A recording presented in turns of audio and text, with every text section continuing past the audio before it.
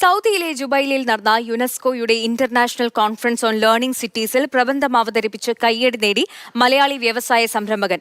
മലപ്പുറം കാളികാവ് പൂങ്ങോട് സ്വദേശി VP സിയാസ് ആണ് കോഴി വളർത്തലിലെ അത്യാധുനിക വികസനവുമായി ബന്ധപ്പെട്ട വീക്ഷണങ്ങൾ അവതരിപ്പിച്ച് ശ്രദ്ധേയനായത്. ജിദ്ദയിലെ മുൻ പ്രവാസി കൂടിയാണ് VP സിയാസ്. സൗദിയിലെ ജുബൈലിലാണ് ഇന്റർനാഷണൽ കോൺഫറൻസ് നടന്നത്.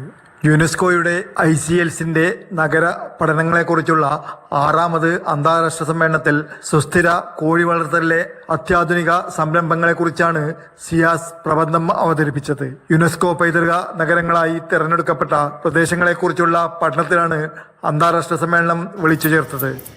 ഞാൻ അവിടെ അവതരിപ്പിച്ച പ്രബന്ധം എന്ന് പറയുന്നത് സസ്റ്റൈനബിൾ ഡെവലപ്മെന്റുമായി ബന്ധപ്പെട്ട് കേരളത്തിൻ്റെയും തമിഴ്നാടിൻ്റെയും ഗവൺമെന്റുകൾ നടത്തുന്ന പ്രവർത്തനങ്ങളെ വരച്ചു കാട്ടാൻ എനിക്ക് സാധിച്ചു എന്നുള്ളതാണ് ഇതിൽ വളരെ സന്തോഷം നൽകുന്ന ഒരു കാര്യമാണ്. സമ്മേളനം സൗദി കിരീടാവകാശി മുഹമ്മദ് ബിൻ സൽമാൻ ഉദ്ഘാടനം ചെയ്തു.